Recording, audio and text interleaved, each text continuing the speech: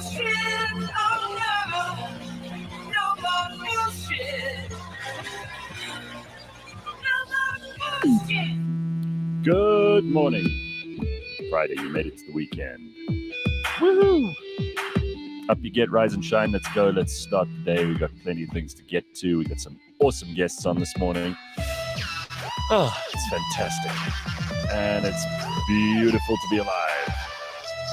Well, I mean, as long as you don't have a broken back or club foot or trench mouth or squint eyes or, bad breath, rotten teeth, crooked left arm, whatever it is. Let's get cracking. A little bit later on, it'll be Ben's turn to join us, as always on a Friday.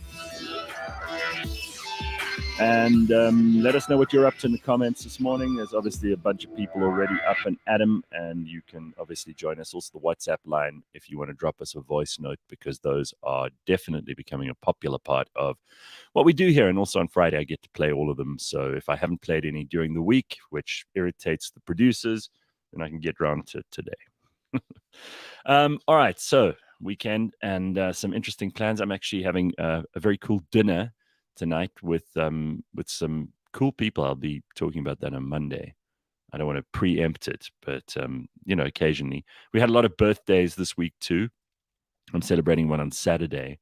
A friend of mine's boyfriend is having a birthday, and then last night we had a birthday for my sister's boyfriend too. So there's lots of celebration happening, and this part of the year is kind of like that.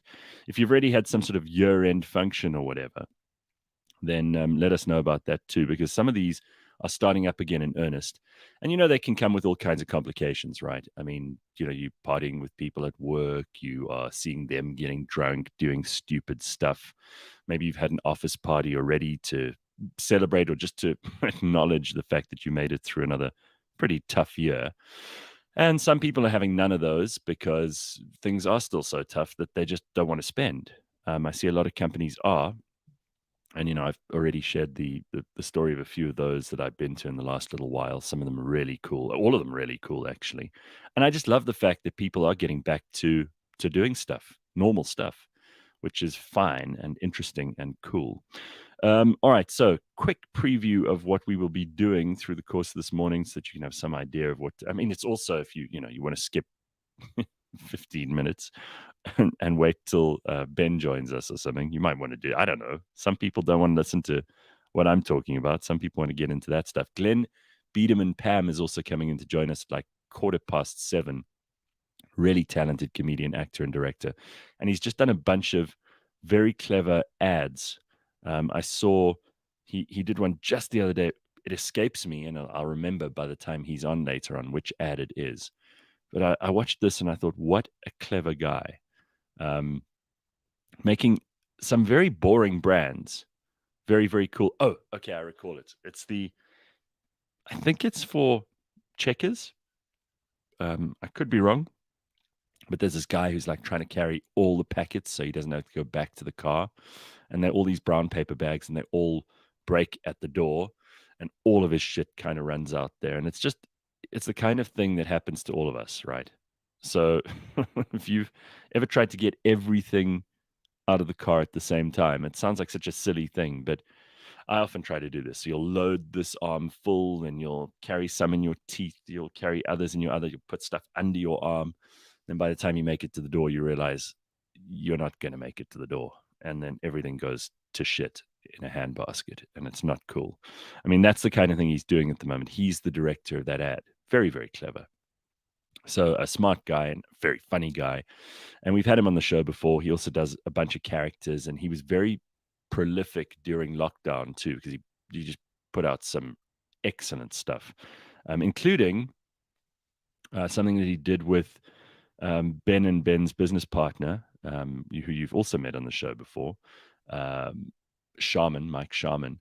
And it was that my creepy crawly My Octopus Teacher thing, which has actually just won a gold at the Creative Circle Awards, and he was in that. He wrote, directed, and starred in that too. So a very, very clever guy, and we're happy to have him on the show today. Always a good excuse to have someone like him on. We try to also bring you like funny people who aren't going to depress you on a Friday. That's all you need. It's like to wake up and suddenly you go, oh God, I could have done without this. Let that never be the case. So Ryan, who works on the show, who you've met a couple of times when he's been on the show, said to me, I've got to address this morning.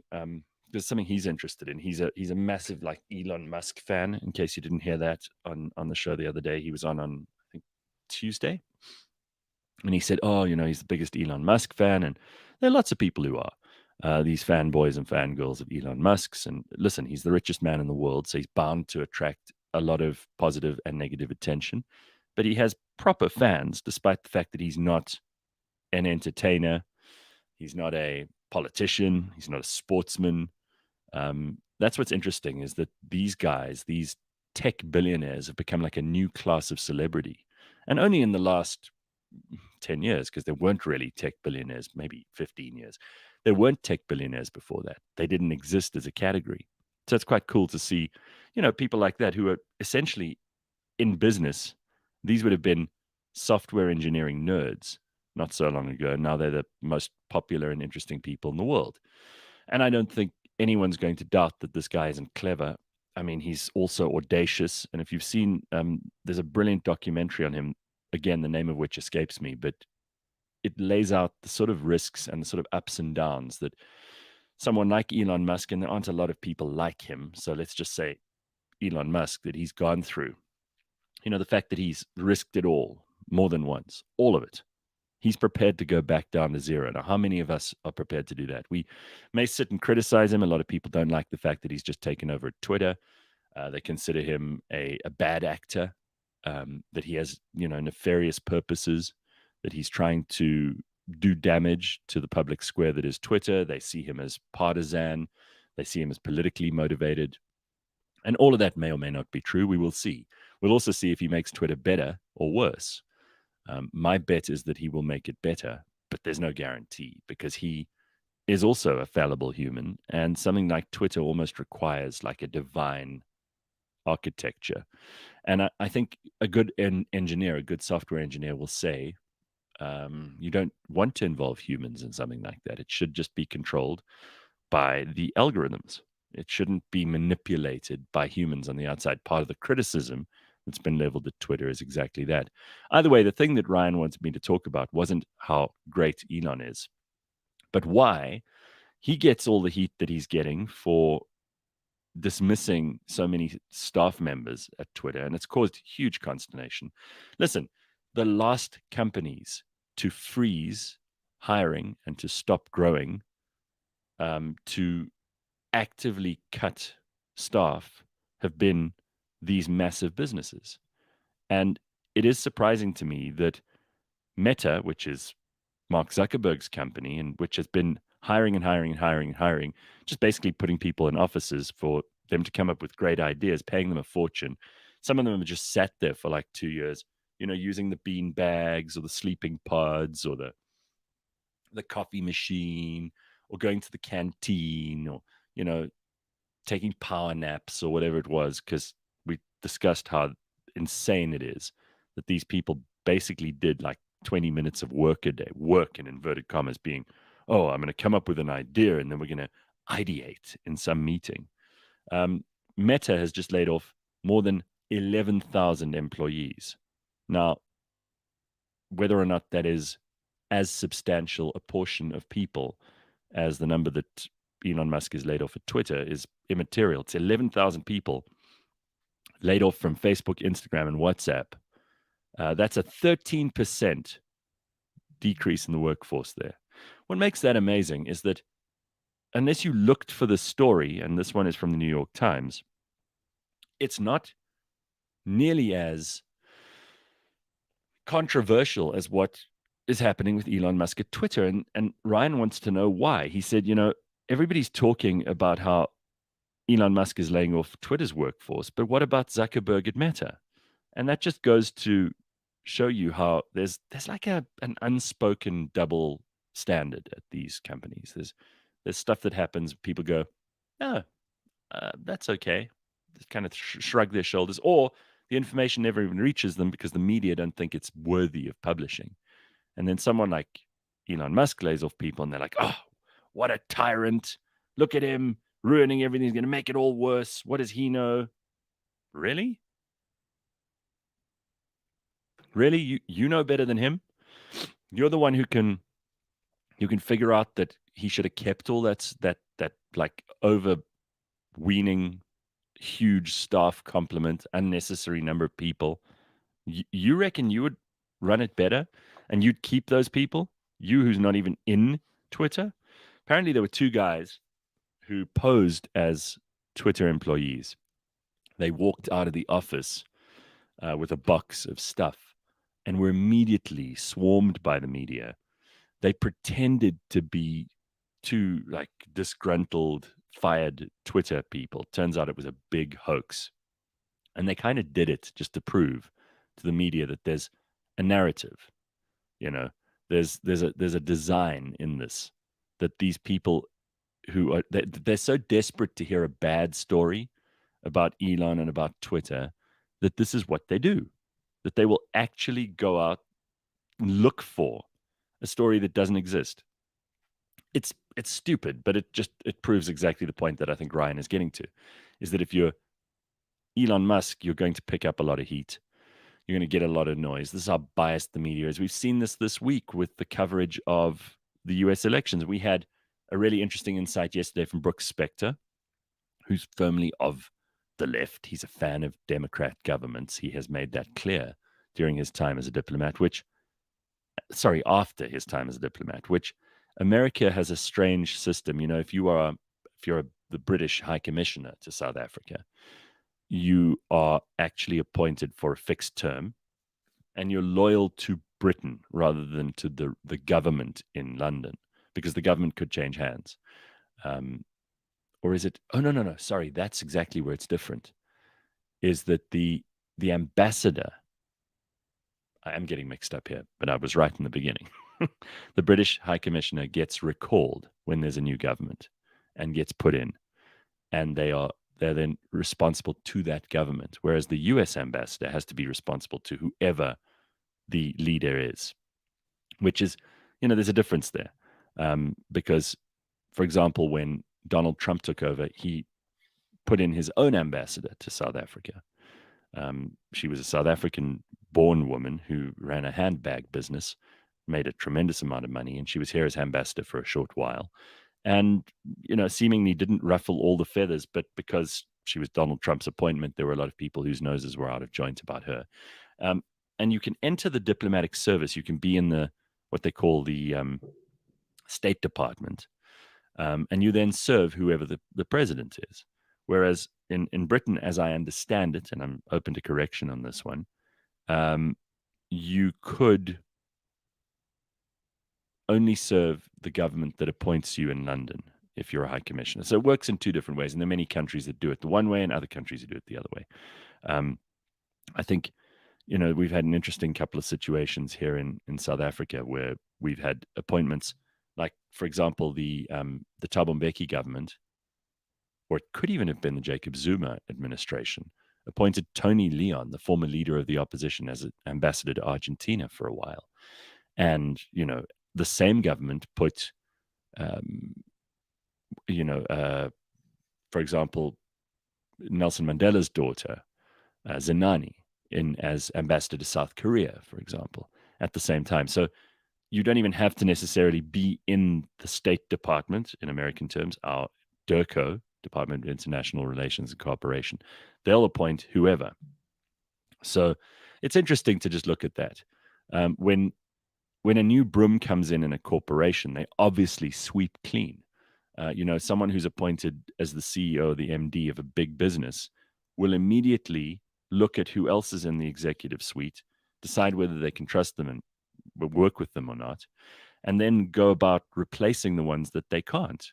And everybody who's ever worked in a corporation, and I haven't, has told me that it's really interesting to see how when the person at the top changes, everyone else in the company changes too.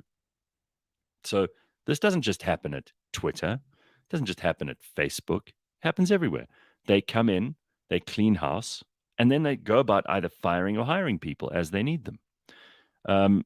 If you can't beat him, join him, says Paul Drake, then beat him. That is why Elon bought Twitter. Look, Twitter is tremendously valuable, even though on the balance sheet it's not as valuable as some of the other tech companies, because it controls so much of the news narrative. We did discuss this ad infinitum the other day. Anyway, what got me onto Brooke Spector is this whole media conversation about how, we also had in the preceding 2 weeks the point of view of the Guardian's David Smith and of Breitbart's Joel Pollak, both who had a completely different take. These are two people who work in America at the highest level of the media and understand things in totally different ways. You can't say that isn't fascinating, because we're talking about the same thing. And yet, within the space of 1 week and two different people, we had a completely different point of view. I think that's really interesting. Robbie says, the government shot is F-dud and does fuck all. Here's to the fully vaccinated morons that trust government. Robbie, you got a lot of anger issues for a Friday morning. Give yourself a break. I'm going to blow my nose and you think about what you've just said, because it's embarrassing and unnecessary on a Friday. Such anger.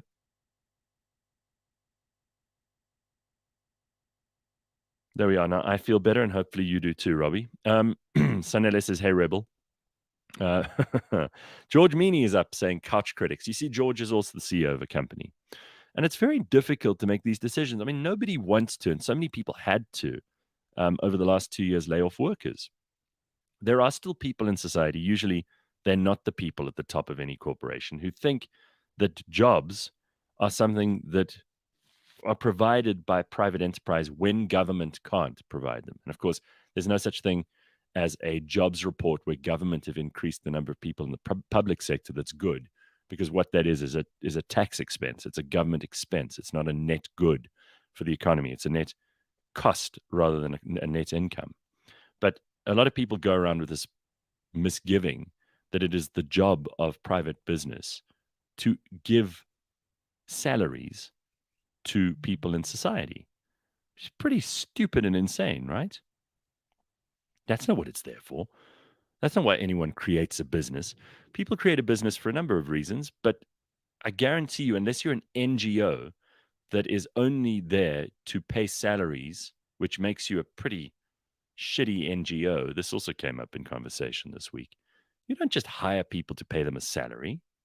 And that's what maybe you could argue that Twitter was doing with so many of these people that they didn't need. If you can lay off 3/4 or 2/3 even of your workforce and the business keeps going, you didn't need them in the first place. And obviously, COVID taught everybody you can do more with less. For efficiency reasons and for cost reasons, a lot of people, and listen, sometimes it was just convenient. Let's be frank about this. There are a lot of people who laid off staff during COVID and discovered, we didn't need them anyway. That was a really great excuse to get rid of some dead wood. It obviously hurts the people who've been laid off, but the fact is, if you don't know that you can be dispensed with, and then you are suddenly dispensed with, you weren't making yourself as useful as you might have been. And Kampamba says, when I started my middle management position, the first thing my boss said to me is build your team. In other words, fire and hire who you trust. Correct.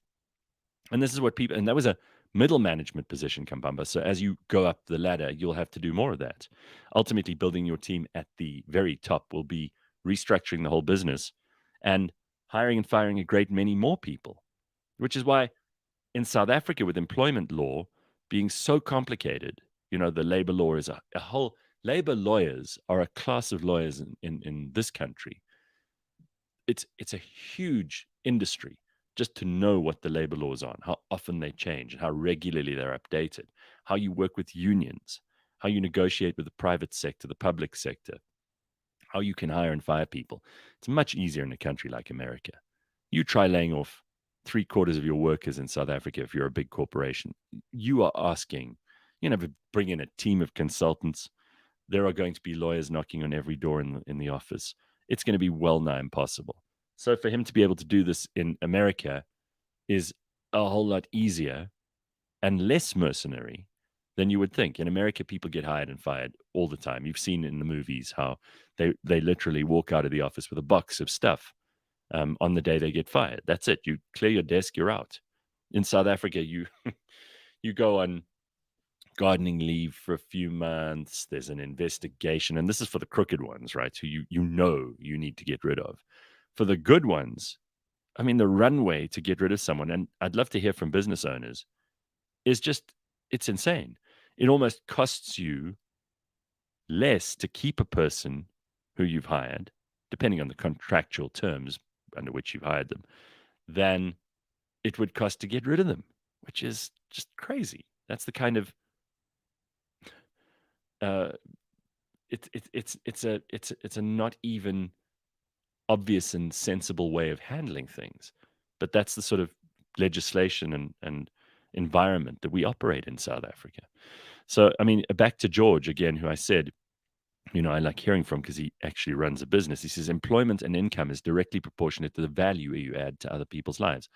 Well, that's exactly right. That's why people always print the news media, especially like this, because a lot of people in the news media are paid peanuts, and they think they deserve a whole lot more. So when they see that some salary, I remember the most recent example that got people's feathers ruffled was, who's the guy who was put in charge of ShopRite Checkers? Basson, something Basson. Can't remember his name now. He was paid by the board of ShopRite Checkers a huge amount of money because he's made it into a tremendously profitable business. Now, whether or not you're one of those people who uses their, what is it, their 60/60 app or whatever it is, whether you're one of those people who goes to a store and buys things, whether or not you've seen an improvement in all of this stuff, you are contributing to their bottom line, probably because of decisions that he made, right? So to carry on George's thinking here, he says, employment and income is directly proportionate to the value you add to other people's lives minus your own. Good point. He says, people and culture is a company's only sustainable competitive advantage. Everything can be copied except people dynamics. Again, a very fine point being made there. Gijs says, maybe Elon should buy Eskom. He will get the inflated workforce situation sorted. Well, he couldn't, because he couldn't fire anyone in this country. It would be impossible for him to do that. There is no fixing Eskom. It's like we discussed on the Burning Platform with Pumi the other day. There is never going to be a situation in South Africa where we are actually able to. Whitey Basson, thank you very much, Pablo and George. There's never going to be a situation in South Africa we can actually trim the public service down to what it should be. The public service has been hiring so many people and hiring them at the rate that is either equivalent to or better than what they would have been paid in the private sector, because we have this bizarre situation where you can't hire and fire people as easily, and where government has hired all the people they could to introduce, again, they got rid of all the people they didn't like, which happens, and has created a whole class of people in the bureaucracy who cost us an enormous amount of money. There we go. Better. Could we get a labor expert on, because there's so much red tape? It's a very good question, Ruth, but it's so boring. I mean, I've tried to talk about this before on the show. It is so boring to listen to that you would pretty much stop after about 5 minutes. I mean, it's interesting from the point of view of what it does and how hard it makes everything in business and how much we could potentially get rid of. But if we actually get a labor expert in, I mean, my eyes just glass over and I start going, oh, when I even hear these things. But if you want it that badly, I would be interested to hear. I really would. From you, not from them. And maybe we can find an interesting one. If you know an interesting labor lawyer, an interesting labor judge, that would be, that itself would be worth talking to that person for. So we got Ben on. We will talk to him in just a moment. We also got some news headlines we want to get through. There's a whole bunch of that too. We're going to find out about the latest in the US election results, which seem to have gone in a fairly predictable direction, despite all the news headlines telling you this was a disaster for the Republicans. I saw an interesting tweet yesterday on that matter, and then we'll go to Ben, because it's still very much on people's minds. A very good chance that the GOP is going to end up with a House majority. There's also going to be, there'll be a few interesting personalities like Crane in the House, Vance in the Senate. JD Vance, by the way, a really interesting guy. You should look him up. Author of Hillbilly Elegy, by no means a stupid man, who has now just joined the Senate, and maybe will end all the stupidity of the Senate. I don't think he'll end it, but he'll certainly add value to it. Perhaps Masters in the Senate as well. Laxalt in the Senate too. Lake as governor, potentially in Arizona. Maybe even Kent in the House. And that isn't what a lot of people predicted, but by no means is it a failure, which was more or less the subject of discussion during yesterday's Burning Platform. It's worth keeping an open mind because these elections are still yet to be decided. I also see Barry Weiss in the New York Times. Sorry, she used to be for the New York Times. She now writes on Substack. Has written an article called 2022 Midterms, Voters Prefer Sanity. Trump's reverse Midas touch, the rise of DeSantis, abortion and the new culture war, and other takeaways from a surprising night in American politics. And she is a very, very interesting writer. So I think that's pretty cool. Also, she starts her article by referring to something from the New York Times, her previous employer, 5 ways to soothe election stress. I kid you not.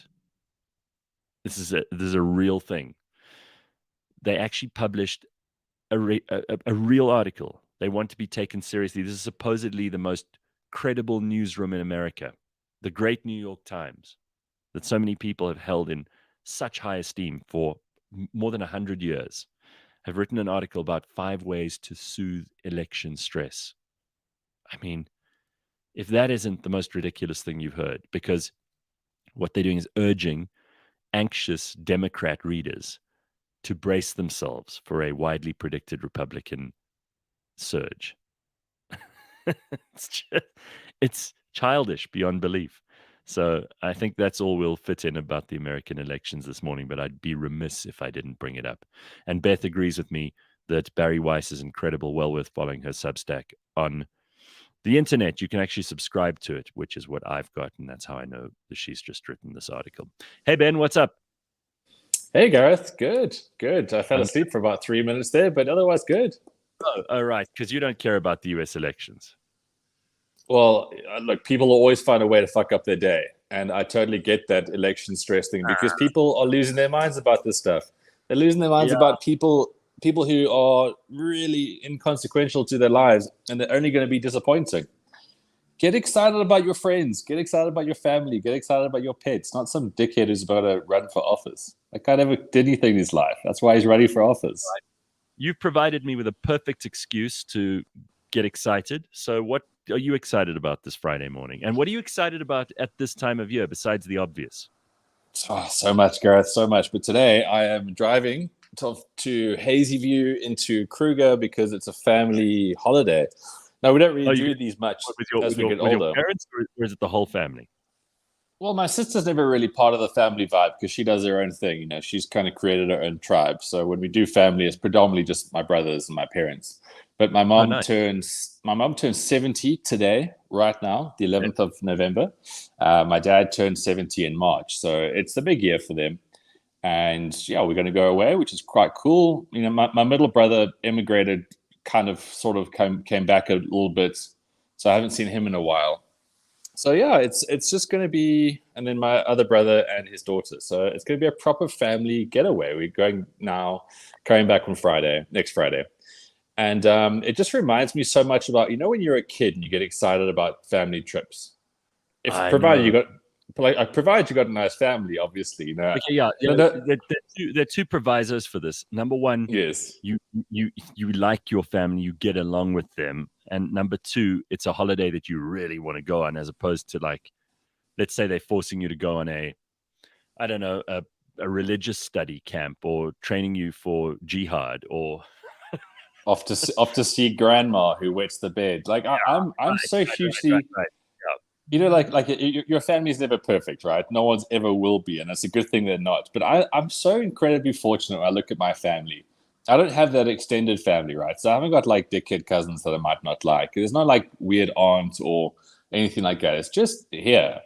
And at the same time, you know, none of my family wants me to owe them money, like lend them money, or wants them to do things for them, or look after their kids. Like it's so low maintenance, which I absolutely love, and it's cool. So when we spend time together, it's like quality time.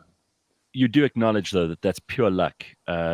Yes. I've got a situation. I don't have any first cousins. I mean, I've got some adopted first cousins. You know, people who are slightly more distant relatives that we've kind of brought in as first cousins of people I've grown up with. But mostly it's the nuclear family. We were all together last night for my sister's boyfriend's birthday, and that was very cool. He made this like chicken pie, which was fucking outstanding, actually. And it's nice to be around them. Like I actually enjoy their company, which is I'm very lucky. Most people dread this. Oh. Most people dread this time of year. They're like, oh God, I got to spend, you know, Christmas with Aunt Mabel or with Uncle Sizwe, who's like a perv, and they don't enjoy a drunk, and they don't enjoy the prospect of that at all. And who can blame them? Because those people sound fucking terrible if they tell you about them. But it's nice to go on these holidays, and that excitement of like waking up on the day that you're going on a break with people you really want to be with. It's fantastic. You can't beat that feeling. Yeah, it is. I'm hugely lucky, and it's a really great feeling in that I can just think about the going away and the catching up. You know, no one's like, oh, well, he's doing well now, so he must pay for this, or, you know, like expensive gifts over the holiday season. I mean, that's just tiring. So, yeah, we're going to do that. And, you know, like growing up in the Cape, a really big thing for us was like going to the garden route, because that was obviously the thing you did over school holidays. And now as life has evolved and my brothers have moved up here, my parents absolutely love the Lowveld. So like the Lowveld's become like our new garden route, and there's certain places we go to and it's really cool.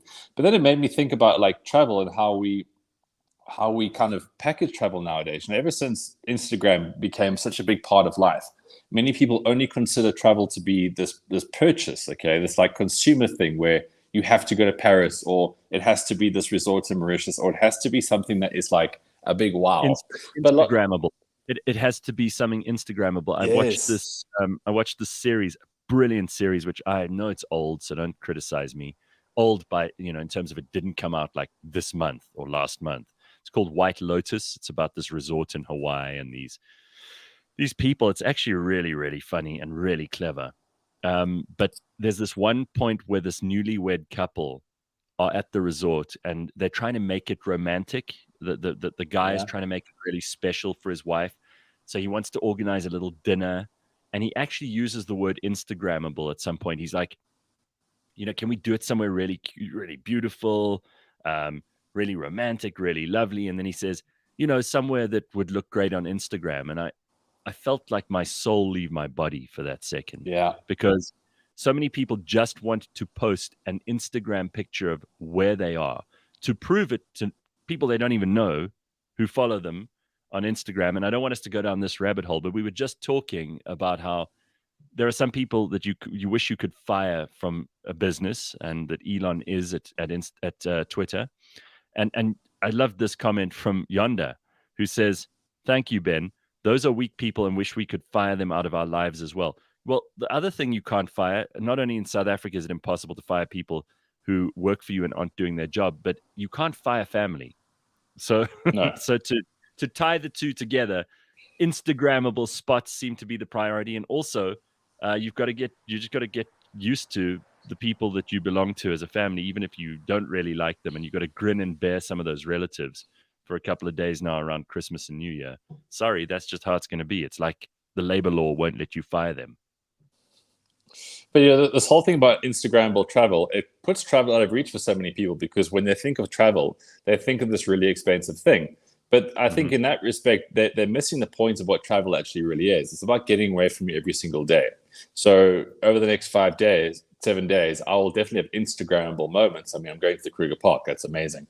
But one of the things I'm looking forward to is just that it's being around people that I used to live with, you know, being around people that I grew up with. And it's about having like the basic ordinariness of like a cup of tea together and a chat, or going on a walk, or that kind of stuff.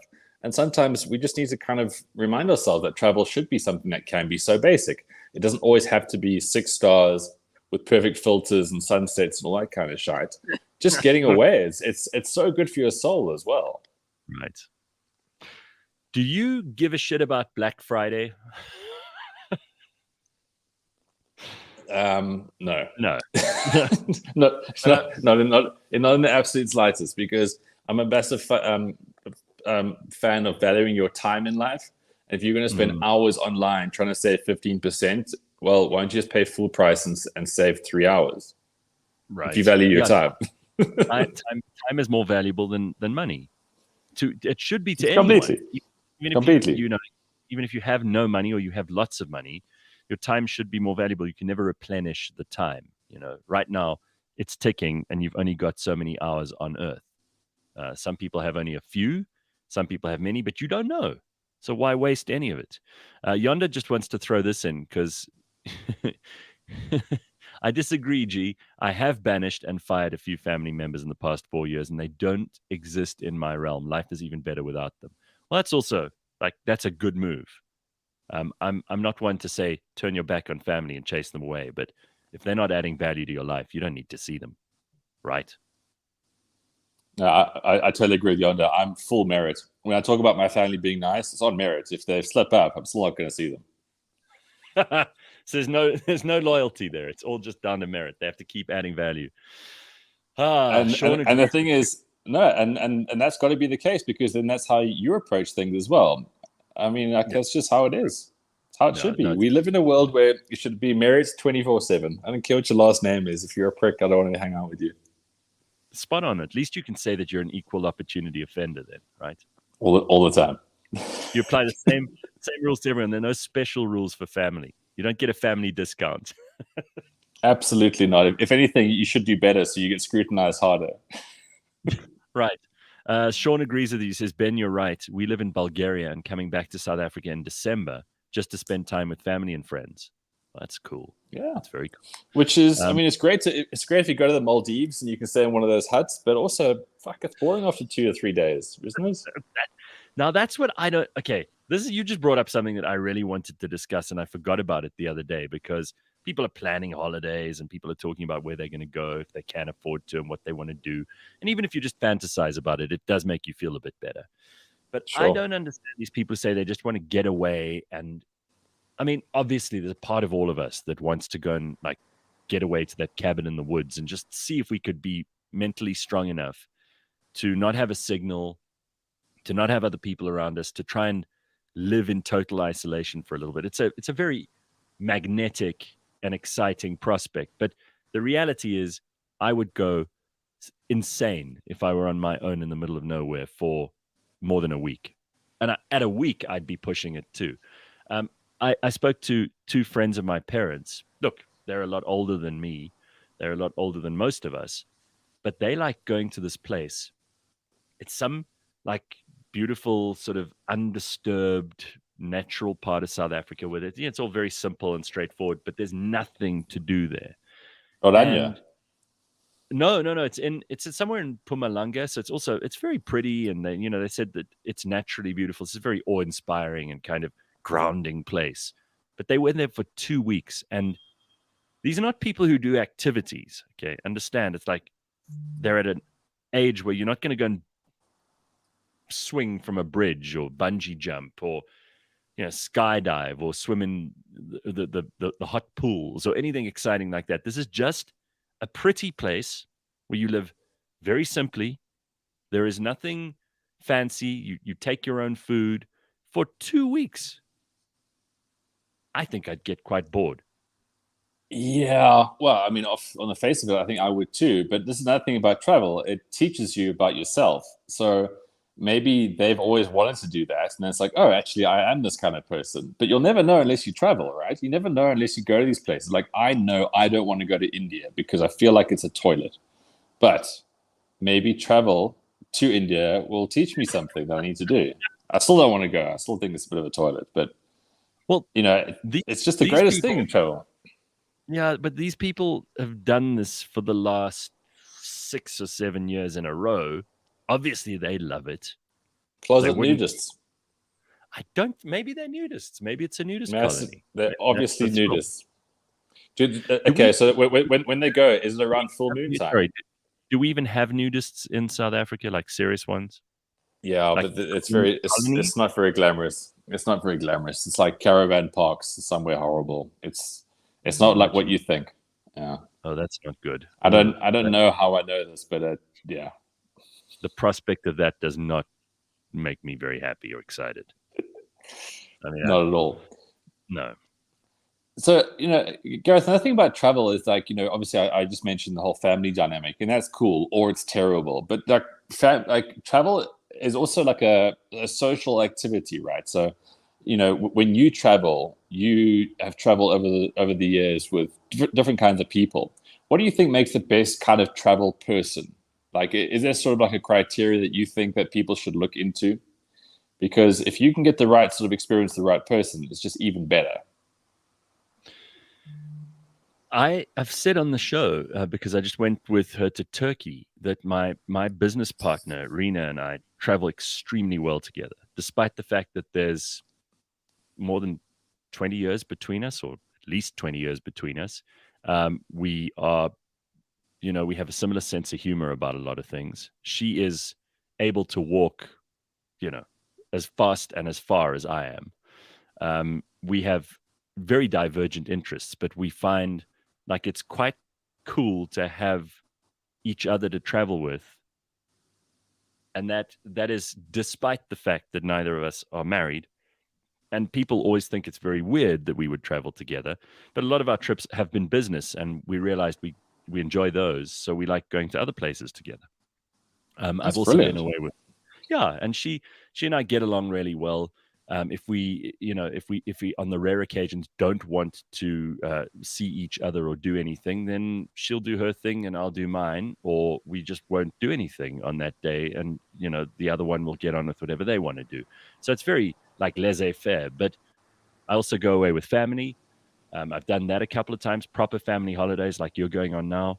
That's always cool because luckily, again, I get along with them, and we all kind of let each other do. If someone wants to have an afternoon nap, they have an afternoon nap. There's no like, you must follow this schedule of things that activities that we're all going to partake in. Right now, we're all going to go and play table tennis. Okay, for an hour and a half on the schedule, that's what we're going to do. I hate that kind of thing. Been away with friends. Some friends make better travel companions than others. I mean, you and I went to Sun City for two nights and 2 days. And most people would think that was the weirdest thing ever because we went on the rides like kids. That was the whole purpose of it. We went on quad bikes. We did all the things that you can do there. And we loved that. And that was really fun. And it was absolutely fantastic because we just laughed and talked shit and had a lot of things to do, physical activities to do that kind of kept us amused and entertained the whole time. So I think you've just got to find someone who is not a misery. My worst nightmare, and luckily it hasn't happened too many times in my life. I'm a fairly good judge of character, when it comes to fun. Those people who just pull everything down and make it all about them. They complain about everything. I don't like the food here. Or, my room is too small. Or I didn't like the way that person looked at me in the shop. And things are so expensive. Or just complain the whole time. That is an awful, awful death sentence to a holiday. What do you think makes a good travel companion? Well, I mean, like, there's two things in there. The common thread is someone who's not needy or demanding. You can do your own thing if need be. It's not going to become a personal thing. You can just carry on. But that last part of what you said there, I find very interesting about travel. When people complain, what they're doing is they're comparing their experience to what they're used to, which goes against travel. You go travel because you want to experience new things. So yes, there'll be some untimely kind of inconveniences, like maybe your wait is a bit slow, or the food isn't quite what you thought it would be. But everything about travel is doing something different. So to complain about stuff when you're traveling is to basically complain about travel. It's just a very strange thing. And then to your point, you not only do that, but you make it uncomfortable for people around you. That you've got to be open-minded. Like, we are so close-minded with so much that we do nowadays because we are in our little ruts. So to go overseas and complain about stuff, or go on a trip and complain about stuff, you're more than just a misery. You're actually missing the point of travel. So what makes for you a good travel companion? I think you just said that you know what you don't want in a travel companion. And by the way, it doesn't always work out that your romantic partner is the best travel companion. For many people, it does. Some people obviously have additional complications. We're talking as two single people who don't have kids. If you have children, there's a limit to what you can do. You know, you can't go and skydive with the kids when they're 4 years old. It's just not going to happen. So there are all kinds of things that you have to curtail. And obviously, you're within school holidays. There are certain places that are, inverted commas, child friendly, which also complicates things a little bit. It's interesting that, you know, you and I have got this kind of broad range of categories that we can talk about. A lot of people can't for various reasons. Some people also have to schlep along the old grandmother, or they have to take someone along to look after the kids if they want to spend time on their own. And all of this is makes it very limited. All of this stuff we're discussing is just out of reach for some people. It is, and that's why I just feel so privileged that I can sit here and be excited about something, which draws me to what I find the best thing in a travel companion is enthusiasm. Again, it's like when something comes up like this, you've really got to know that it's something cool. It's something to really cherish. It's not like, okay, well, it's that time of year. I'm going on holiday now. You go through the motions. If you have someone that travels with you that's so enthusiastic about something, so they might do some research. You know, they look into what's to do around certain areas, maybe look at the history of things. When you get someone who's enthusiastic, that's like the coolest thing, because again, it goes back to what I was saying about when you're a kid and you get excited about this kind of stuff. When we do things in life that remind us of childhoodness, it's like the innocence, it's the excitement of it all, it's the purity of it all. So enthusiasm around travel is just the most endearing quality when it comes to having a travel companion, because it becomes infectious, right? There's not going to be a perfect day every single day, but you have an enthusiasm towards certain things. It's every single trip that I've been on with someone, that has been the thing that's really, really made it. You just, again, to go back to the complaining, I think that's just the worst characteristic and quality in someone who you're stuck with for a long time. Because if you see someone complaining at a restaurant, but you only have to be there for lunch, it becomes almost amusing for you to watch them complain about everything. But if you have to travel with someone for, let's say, a week or more, and they're just miserable, that will ruin not only your holiday, but it'll probably ruin a whole lot of other people's holidays as well, because they're going to be moaning to and at somebody. And that's just awful. Human Shield says, ideal travel partner is someone who will do the activities and the touristy shit with you, and who will let you do your own thing when you want to without being offended. That's absolutely spot on. You know, some people also want to do everything together. They're like, you know, you get these couples who like they do everything together and they don't give each other any space at all. Sure, for that, you know, for people who are that close, who are that similar, that's great. But for some people, that would be very, very suffocating. And I think the point of a holiday or a trip is that you want equal measures of new and interesting experiences on one side, and on the other side, relaxation. Because if it feels like a chore, you're going to come back more tired than when you left. Absolutely. You know, and all the things that we spoke about here aren't exactly difficult. So if you're in a family that is maybe not so great traveling wise, maybe it's because someone complains a hell of a lot, and those kind of things just bring down the mood. So you've just heard this person complain at home every Tuesday because the power's just gone off. Now you're going to go somewhere and hear the same complaints, hear the same bullshit. It's like, well, what's the point of going away? And people can just be better like this. And before you know it, you have better holidays because you're just less of a fucking misery. And that goes for life outside of travel, obviously, as well. Cunning Stunt says that's why traveling with kids is so great. And this is a very good point. Everything is an adventure and their energy is cool to be around. I mean, there's nothing more awesome than seeing someone else discover something for the first time, something that you've enjoyed, and you want to see them have the same level of enjoyment that you had. And obviously, people are all different. So the stuff that makes me excited on a holiday would not maybe make everyone excited. You know, I might be interested in some history shit that a kid couldn't care less about. But when you do see that excitement in their faces, my God, that feels nice. Yeah. I was having a very similar chat with a friend of mine who's got 2 young boys, and he says that he's rediscovering things now because of them. And that in itself is like such a cool thing. It's just, okay, you get so much enthusiasm for that. It's pretty awesome. V says, I've traveled twice, never again. Fuck, what a mission.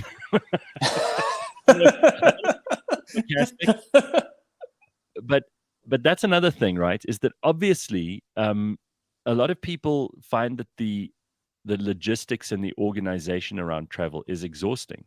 And it can be. I mean, like airports and hiring cars and hotel bookings and or camping, if that's the thing you're into. A lot of people love camping, cooking, all of that stuff can be really, you need a proper logistics expert sometimes to make these things work, especially if it's a big family or a big crowd of people. You need someone who knows what they're doing. But don't you also find that if you really love a trip, almost like the best part is like the eve of? So you get the packing, you wrap up all the things of your everyday life, and when you get to the airport and you have your first drink before your flight, and there's that sort of like special time. Again, it goes back to like when you first started traveling, and there was a newness to it, a novelty to it. That to me is almost like the best part, because you guarantee that the excitement's going to just overrun anything that could trip you up, like a long queue or a snotty person at the passage at passport control, whatever. You're going somewhere, so your expectations are so like huge. Yeah, but it's also like that for me with Christmas and everything else. And I think it comes from, like, as a kid, I used to get so excited about things that in my own head, I built them up and they were never going to live up to my own expectations. But I wasn't even sad afterwards. I was just really, really excited before. It's like being manic without being depressive. It's a personality attribute for me. And it's a plus. I love getting excited about stuff. Exactly. It's kind of like dating, I think. You get excited of the idea of it, and then it's just dreadful. And you... Well, I mean, that's again, different personalities, right? The people who are excited about something before it happens, even if it doesn't live up to their expectations, are usually happy people.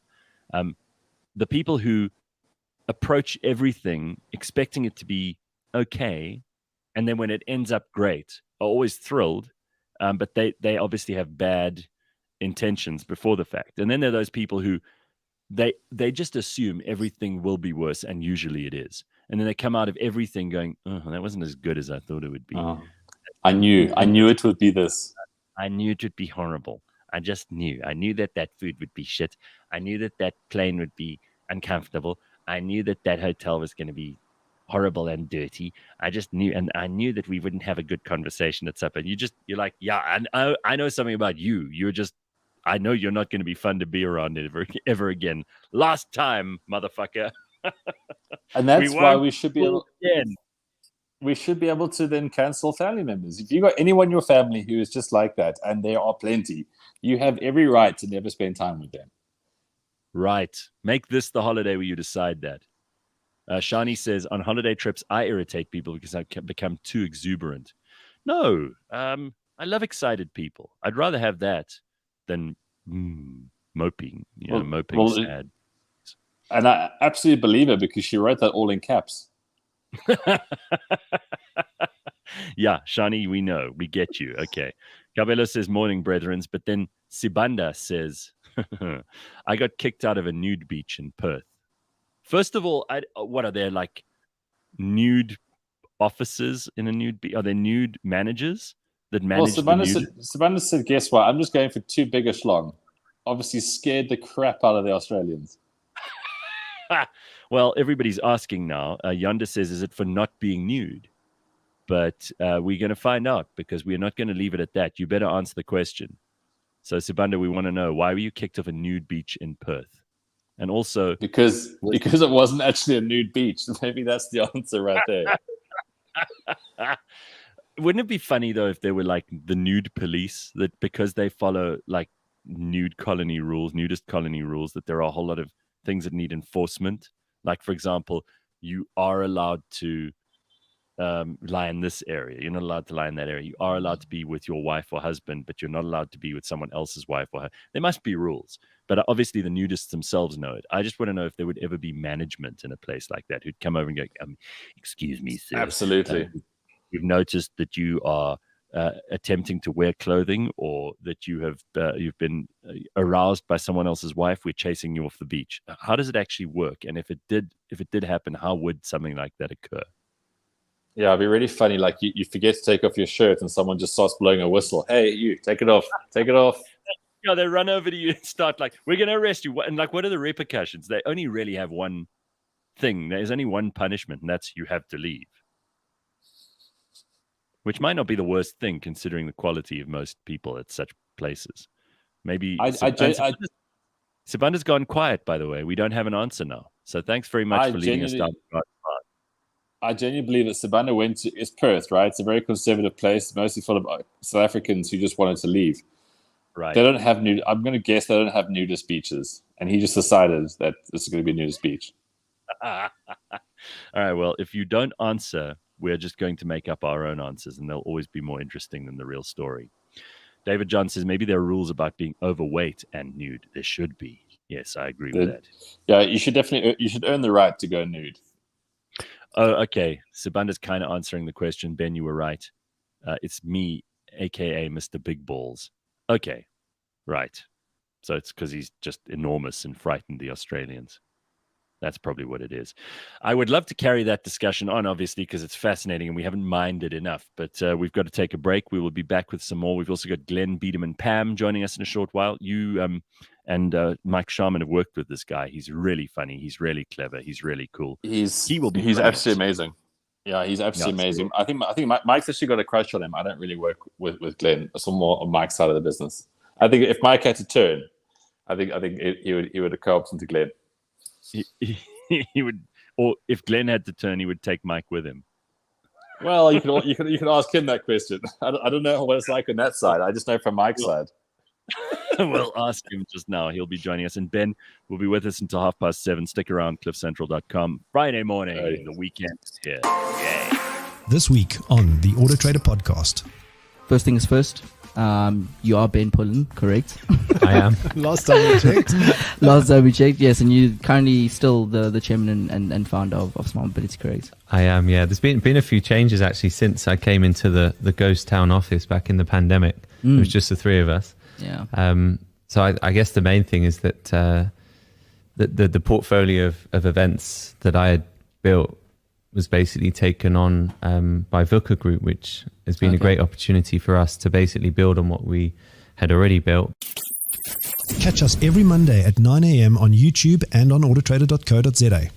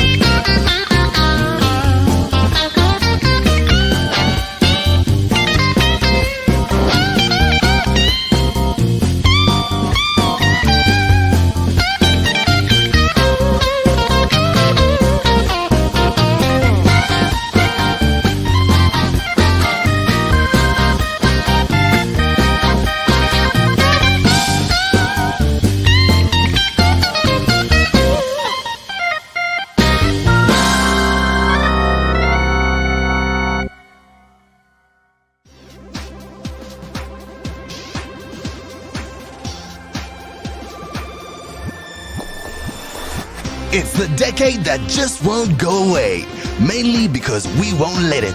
It's That 80s Show, the show that taste forgot. Every Friday, Paolo and Dory remember the 80s. Movies, music, fashion, wham, beachies, and the Hoff.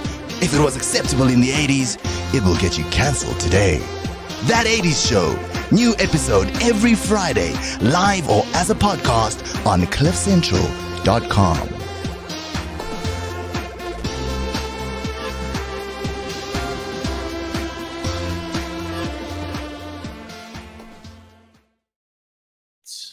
cliffcentral.com. Friday morning. It's not the greatest day, a little bit of wind and some cloud overhead. But yesterday changed like that. I went outside at like 8 o'clock straight after the show, and it was a beautiful morning. It was like bright and shiny and magnificent, and then it clouded over, and then it became lovely again. So you can have like every kind of season in one day, and that's what I love about this time of year too. I love those afternoon thunderstorms. They say, they being like the people who talk about this and care about it, but they say that we're going to have a wet summer, but it's going to be like 3 days sun, 3 days rain, which I love. I don't mind either. You deal with what it is. I mean, what are you going to do? Sit and complain about it, which is more to the point we had earlier. Never. No, never. We don't do that. We were talking earlier about Elon firing a bunch of people at Twitter, and we talked about firing family members who are shitty to be around over the festive season, and we've got into travel. And so a lot of people are planning what they're going to be doing with the rest of your, holiday time, if you get any. There are those people who like working. I've never understood, because I hate working on public holidays and on like holidays like Christmas, for example. I hate it. I just feel I get very, very miserable if that's, you talk about people who complain a lot. I'll complain about that. That's something I don't enjoy. But some people love it. They like the office is quiet. They can get more done. There's no one else around. They don't mind working through Christmas and New Year, and then they take a holiday when everyone else is at work. Yeah, it also depends on what you do, I guess. But some people just love that. They find it hard to be productive around busyness. I get hugely distracted around that. But when it comes to downtime, when you realize like how important it is to you, you got to take it. And this is a good time, This is the whole thing about when you travel by yourself in certain times, your environment's just people being frenetic. Whereas at least now people are on the same kind of wavelength. Get a little bit of excitement going. I think, again, different personalities. Some people like to save up their leave and then go on a big, long holiday. Other people take like a day here and a day there, and they kind of spread it over the year and get lots of holidays. Some people are lucky enough to have so much time or be in charge of so much of their own time that they can go whenever they want. That's the best situation, obviously. That is the ultimate best. Like I've got a January trip planned, a February trip planned, and I want to start doing like every single month from here. And then just know that I would really love to get to the point of like you work three weeks and then 1 week every single month you do something. That to me is like, that's like my supercar dream right there. Some people will think about Porsche, Ferrari, whatever. I just want that 1 week a month where I'm going somewhere. Yeah, that's cool. That's really exciting. I can't think of something better to spend your money on, than that. It's pretty wild. All right, so here we go. I could be wrong, but I saw the fight, says Terence, I think referring to you actually recorded an interview this week with Drickus, right, at the studio. So it's going to be such a good interview, yeah. So December the 10th is UFC 282. Not only is Drickus fighting on the card, the main card, like the biggest thing of his career, his protege, who's only 21, will also be fighting at on the exact same card. And like, and I know these guys well now. Like I really do, and obviously having trained with them as well. But this interview that's going to come out on Cliff Central, it's the two of them talking about their dynamic and how they got to where they are, because a lot of people don't actually really understand how massive it is that we have two South African fighters on the UFC roster just to start with. But the fact is that, like, that's a really big deal. And Drickus is so near the top of the pecking order now. And if anything, like his protege probably has more potential because he learned from Drickus and the pathways and what these guys have done, and they're just so like they've only ever been fighters in their life. So what they do is what they do. And they are so incredibly passionate and like confident about their abilities. And this interview goes into sort of layers that I didn't even know about them. So when that comes out, I'll be sharing it all over social media and have a listen. Even if you're not a fight fan, just like understand what it takes to be the best in the world at something. It comes across so nicely in this interview. Did you see any of this in the news over the last little while? I wanted to know what you think of this, because you're not a vapor, but I saw this headline on ENCA. More than a quarter of matric pupils from wealthy high schools vape. I thought that was so interesting that while I saw it on a screen, so and my TV's never on. I saw this on a screen somewhere and actually stopped, got up, took a picture of it, and decided we needed to talk about this. vaping is a big deal. I see lots of people doing it, but I love the way that ENCA couches that in, just a little bit of criticism for like wealthy schools, because Privilege. yeah. They don't have a problem with they don't have a headline saying more than half of the kids at poor rural schools smoke weed or drink at the age of 14. They're not going to say that because that would be disparaging and mean. And the poor are virtuous and wonderful, and the rich we can always criticize. We always find a reason to criticize them. But I've noticed that there are a shit ton of young people who are on these vapes the whole time. You see clouds of smoke coming out of cars, and you used to think, wow, that person's hotboxing with a joint or something, but it's not. It's vape, and people love this shit. Yeah. Do you have an opinion on it? I do, Gareth. And you know what my opinion is? I'm like a broken record on these kind of things. You should rather fill your lungs with air while lifting weights.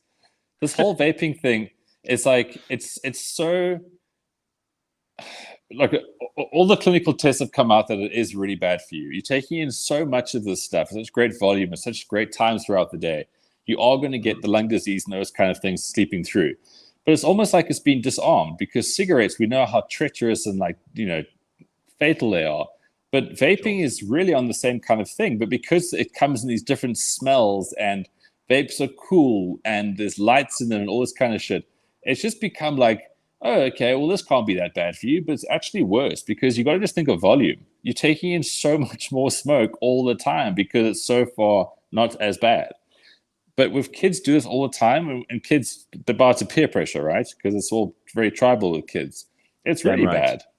It's like a thing they do now. It's like it's a social contagion. I don't have a problem with it. I think you smoke whatever you want, eat whatever you want, drink whatever you want, do or don't look after your body. It's all up to you. I'm not going to get involved. I don't have any interest in you doing the right or wrong thing, other than that I want people I like to live as long and as healthily as possible, so that I can enjoy being around them for as long as possible. But exactly. Gareth, I obviously agree with you on that realm. Do whatever you want to your body. It's your body. But I'm at the stage now where I'm actually going further, much to the annoyance of people around me. But I just think you've got to respect yourself more. You've really got to respect yourself more. All these things that you do for massive quick fixes and endorphin rushes, you're just being a child. You're not going to stick around long enough for people to really appreciate you in life. So try be healthy. Like, it's really not the hardest thing once you get into it. Okay, all these stupid vices are just immature.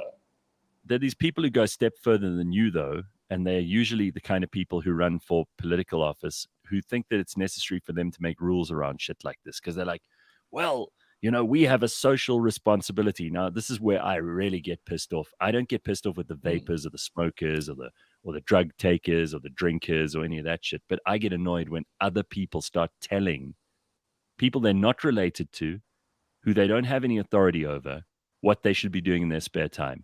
When they make rules about, you must have these warnings on the packet. I absolutely get that.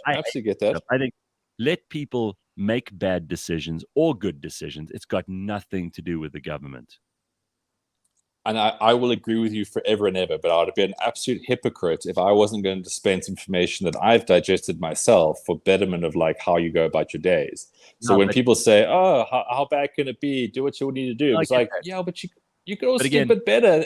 And then if everyone does better together, they have to ask you. There was a very nice comment earlier on about your average athletes. They're very, people are saying it's a really great, very honest, very authentic thing that you're doing there with the average athlete.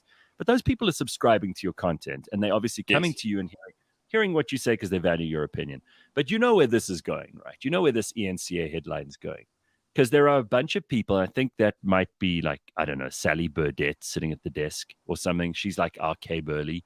And I don't know her personally, but I just know in my innermost being that she's probably one of those people who would like to tell other people what to do and like to tell them how their children should or shouldn't be using a vape. And they're all those busybodies, I hate the word, but Karens in society. We saw them all come out in their droves during lockdown. They were like, you must do this, you must do that, you must wear a mask, you must go here, you mustn't go there. Those kind, don't tell me what to do. You can do whatever you want. You want to make the world a safer, better place. You want to make other people healthier. But I'm afraid your authority only reaches as far as your arm. And correct. I don't want I get that. to tell. I don't vape, but I have no problem with other people doing it. Go ahead and vape your lungs out if you want to. You know, put a cucumber up your asshole if that's what you like. Swing from the chandelier. Eat gravy all day out of a dog's bowl. I could care less. It's entirely up to you. Don't let government in. Do all that, but understand your consequences, and you realize you're going to have to act accordingly on top of that. Another thing about being told what to do is that once you get into society where you tell people what to do, people stop thinking, which is the biggest disaster completely. So I totally agree with you, but I think this whole thing about, do what you want, it's fine. It's like, great, but you do understand that comes with consequences, and I think people need to understand consequences more rather than this whole thing of like, I can do what I want. Even if they don't, it's none of my business if they understand consequences or not, too. That's also, the information's out there. It's not like people are hiding the ball. It's not like you can't Google, is vaping bad for me? And I'm sure millions and millions of people around the world have. And if you don't read all the articles and you aren't really interested in it, it's not the responsibility of some busybody third party to come into your life and start, that thing is really bad for you. And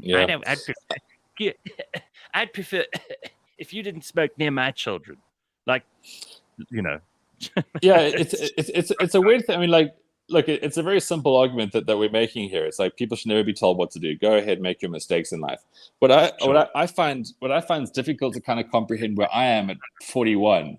It's like I wish I made so many better choices when I was younger because I got hindsight. I've got all the education behind it now. So when I see a headline like that, I don't think, well, they can do whatever they want. I just think like, fuck, what an absolute waste of good lungs. What an absolute waste of youth. What an absolute waste of like excellence that you could literally be anything you want in this whole world, because everyone that I've realized that is a superstar or something, they were also very fucking average one day. They made better choices. So when you see this many people just flocking towards stuff, that's just frustrating. You drank a lot of way of your 20s. You wasted a huge amount of time. I wasted huge amounts of my 30s. Yeah, and maybe having sex with average girls and not necessarily being proud of every experience. Sure, that's part of what you have to go through growing up. And I don't think this is the worst. It seems to me also to be a particular criticism of a particular segment of society that they wouldn't criticize other segments. Like again, you don't see ENCA where more than a quarter of homeless people under bridges are doing crystal meth. You don't see that headline. Such a good point. And they don't want to be criticizing the homeless people because that would be not very social justice warrior. So that just irritated them. Like, how dare these kids at wealthy schools do this? Okay, I'm gonna leave you there once you say hi to Glenn, because I don't want to get in the way of what's going to be a great conversation. Let's say hi to him in the first place, but let's get into it. So Glenn Biderman-Pam is on the line. Glenn, how you doing, dude? Is this now happening? Am I here? I don't know where I am. Okay. It says you're in the show. I was in the backstage, but now I'm in the show. That was very... Shit, I was not ready for that. I'm not ready for any of this. I haven't even... You shat yourself when I switched. I really did. I did. I'm going to stop drinking this coffee because it's contributing to the diarrhea. How are things going, guys? Interesting conversation. Listen, first of all, let me just... Yeah, go ahead, Ben. Sorry, Glenn, I'm going to jump off here, but I just have to say thank you to you. I'm Mike Sharma's business partner, and he works very hard. And I must say, whenever you're involved in his life, a sparkle comes to his eye, and he has like this childhood enthusiasm for life in general. And everything that you guys do together, I just want, for his sanity, I just want to thank you for bringing so much joy and fulfillment into his life with all that you guys do.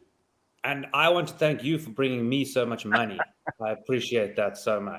Thanks. I really do appreciate the creative freedom you guys bring to us and give us. And hopefully there are many more lurries to come in the future. Yeah. Let me just give you the credit that you are due. In 2020, you wrote, directed, and starred in the multi-award winning campaign for Creepy Crawly, which you did with Shaman. spoofed the Netflix documentary My Octopus Teacher, and you got millions of views worldwide and took home gold at the Creative Circle Awards. What an introduction. Ben, we'll see you in a week's time. Have a good time. Enjoy your holiday. Wait, hang on a second. Don't forget the whole 60-60 Tinder swindler thing. That didn't get the awards it deserved, but that was also some of Glenn's finest work. Bye, everybody. Have a great Friday. Cheers, Ben. Cheers, Ben. Thank you. There he is. All right, Glenn, so many things to talk about. I saw another one of your ads. Only Another online one. because it's great, though. The one with the guy who's trying to carry all of the shit out of the boot to the front door, and then his bags break and everything falls out. Yes. That is rain. cool. Yes, I didn't direct that. I was merely a vessel, an actor in that. But that seems to be in a lot of places, a lot of billboards. It's quite hard to escape that. But yeah, thank you. I appreciate that. It's not. Yeah, it's fine. I'm in a very lucky position to be able to sort of choose the ads that I audition for and am in at the moment after years and years of like toiling and going to cattle calls for international commercials with hundreds and hundreds of people.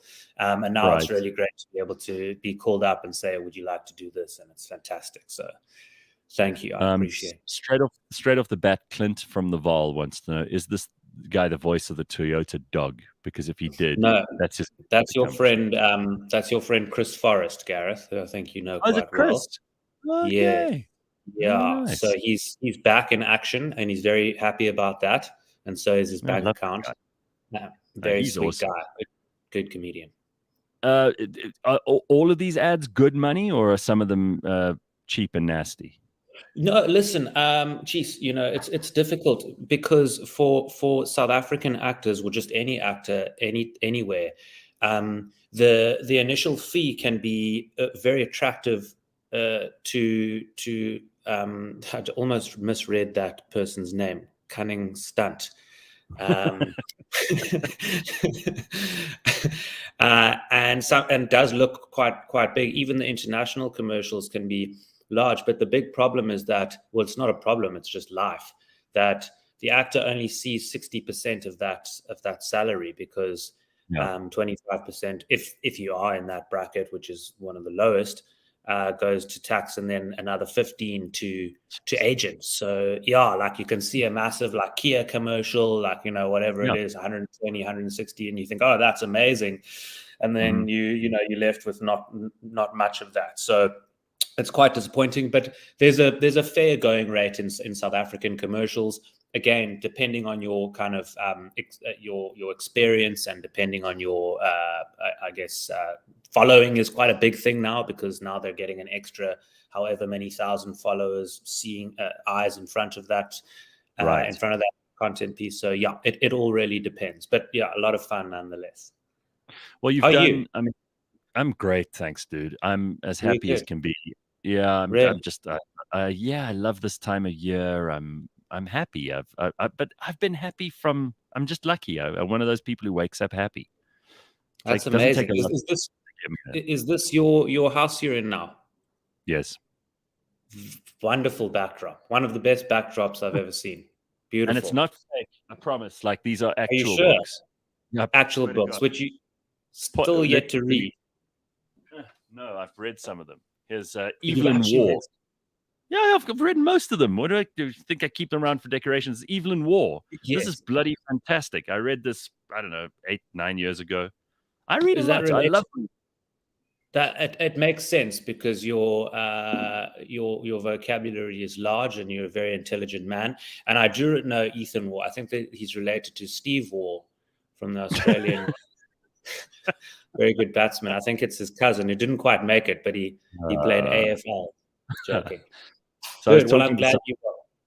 Yeah. No, I don't read because I want people to think I'm smart. I read because I really enjoy it. And then it has the side effect of kind of making you sound smart. I mean, a lot of the time I'm probably not, but you sound like you know what you're talking about some of the time. Yes. I take genuine joy in just like reading a great book.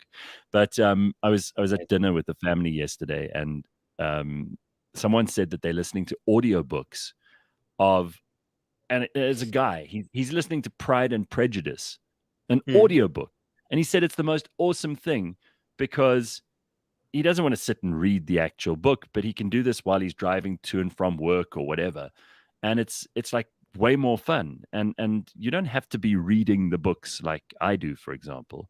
You can actually listen to them now, and it can fill that stupid time where you are actually physically doing something else, but you can fill the time with something that really does feed your brain as well. I mean, it's why I like podcasts too, obviously. Absolutely. Huge fan of audiobooks. I listened to the entire Harry Potter collection read by Stephen Fry when I was about 13. It was still on tape at that time.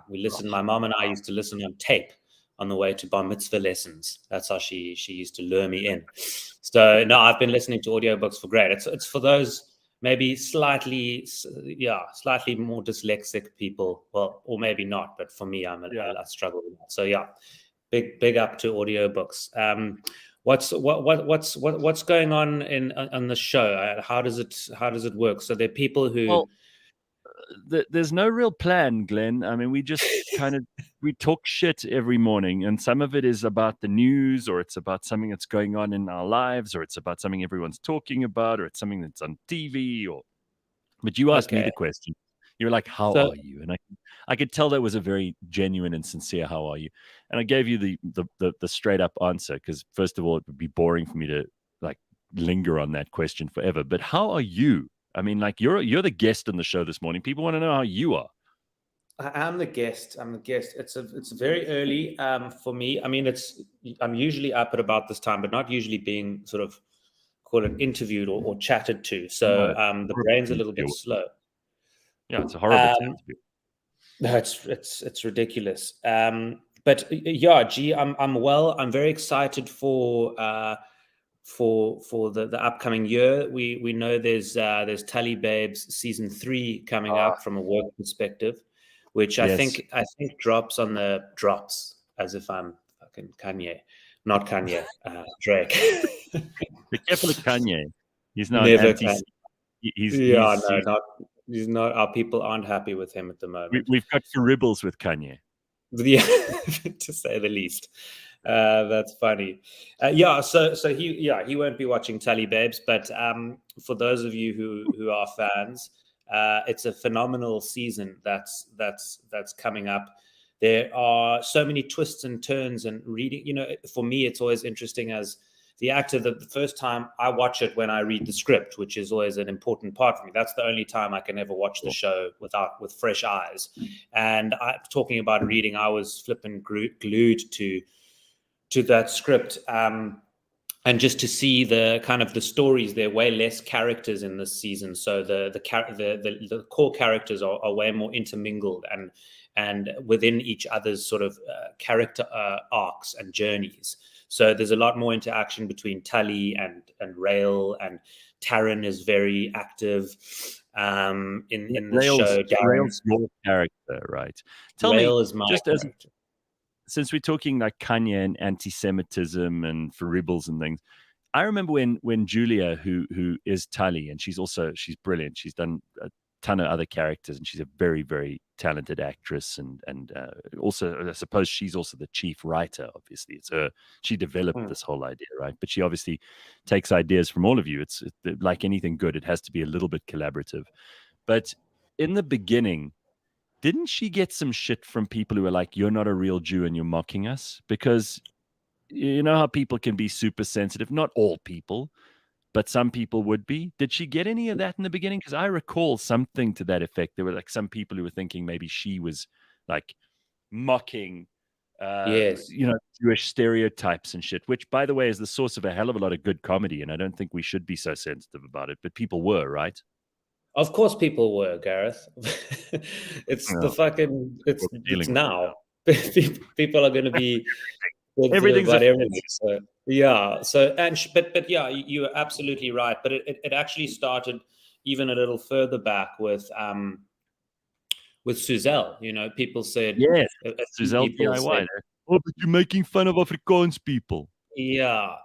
Well, it's the key to any spoof and any characterization for anything is if it's accurate and if it's not making the group or person that you are spoofing look stupid, then it's successful. It's the same thing goes for the creepy crawly teacher that I did, which was spoofing the octopus teacher, which, you know, in no way was I making him look like an idiot. It was another direction of where this could go if the subject was a creepy crawly. You know, so hang on, it's because it's not up to you. Like, someone in the audience is going to have their own interpretation of this, and you've just got to be okay with that. You got to trust that the material's good and that you're having enough fun and you can translate that on screen, because you don't know.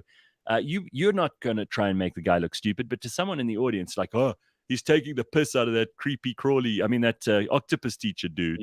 Yes, yeah, sure, and the audience are allowed to have their opinion on everything. I think it's up to us as creators, and Julia included, of course, to not take that so seriously. I mean, you're probably one of the pioneers of this kind of, call it like whatever, backlash or whatever it is, where you kind of led the charge in not giving a shit. And I know how hard it is, and I know how you can say that, but you know, you can do something, and only the negative comments do pop out. You can't ignore them, and they do get you down. I can definitely attest to that, like doing the Tinder swindler thing, or even the Checkers rugby thing, where I was Jacques Nienaber in a skull cap. Julia doing Tali babes.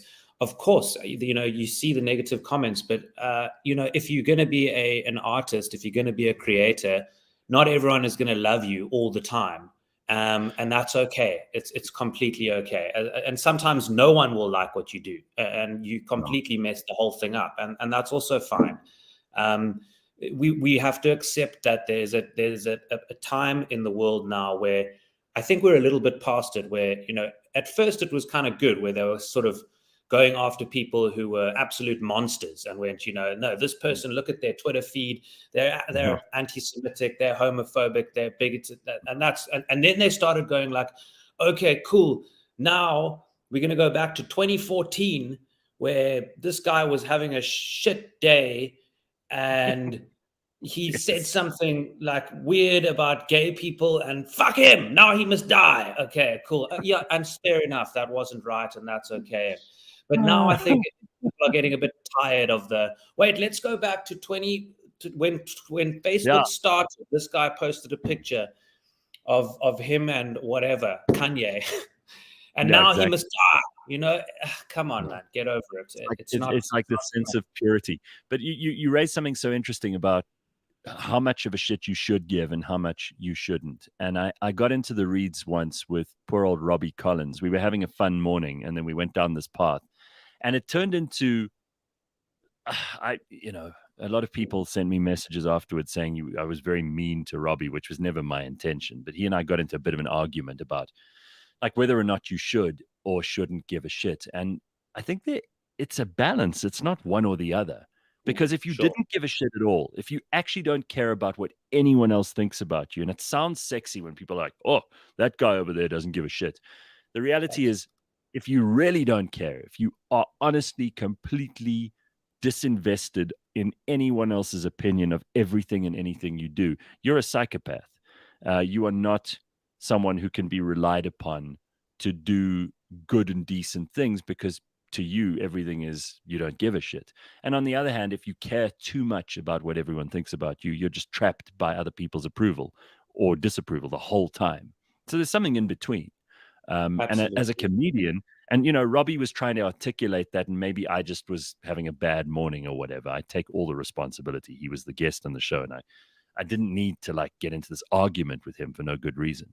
But as a comedian, you're always trying to work out what the audience is thinking.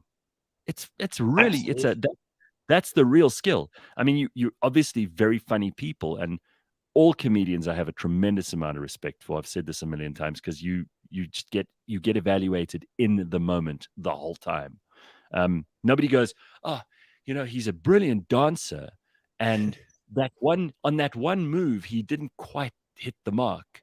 but they'll forgive you because you're a brilliant dancer. Comedian, you go and see a guy for the first time and you've never seen Glenn, for example, get up on a stage, and maybe you just have the one shitty night, which you know is inevitable in every comedy career. And then everyone walks out going, oh, he's shit. I've never seen such a shit comedian. Oh, I hate that guy. Yes, absolutely. Exactly. It's immediate. You're going to be affirmed or denied there now, right there. So in many ways, it's